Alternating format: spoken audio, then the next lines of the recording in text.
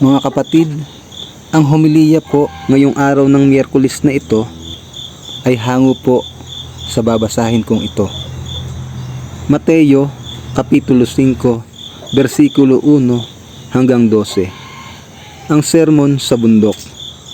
Nang makita ni Jesus ang napakaraming tao, umakyat siya sa bundok. Pagkaupo niya, lumapit ang kanyang mga alagad at sila'y tinuruan niya, sapagkat mapapabilang sila sa kaharian ng langit. Mapalad ang mga nagdadalamhati, sapagkat aaliwin sila ng Diyos. Mapalad ang mga mapagpakumbaba, sapagkat mamanahin nila ang daigdig.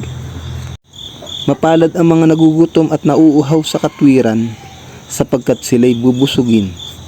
Mapalad ang mga mahabagin, sapagkat kahabagan sila ng Diyos.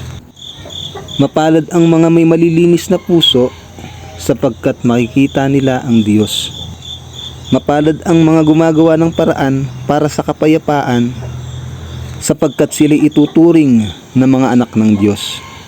Mapalad ang mga inuusig ng dahil sa kanilang pagsunod sa kalooban ng Diyos, sapagkat mapapabilang sila sa kaharian ng langit. Mapalad ang mga nilalait at inuusig ng mga tao at pinararatangan ng lahat ng uri ng kasamaan na pawang kasinungalingan ng dahil sa akin. Magsaya kayo at magalak, sapagkat malaki ang inyong gantimpala sa langit. Gayon din ang ginawa ng mga tao sa mga propetang nauna sa inyo. Ang mabuting balita ng Panginoon. Pinupuri ka namin, Panginoong Hesukristo.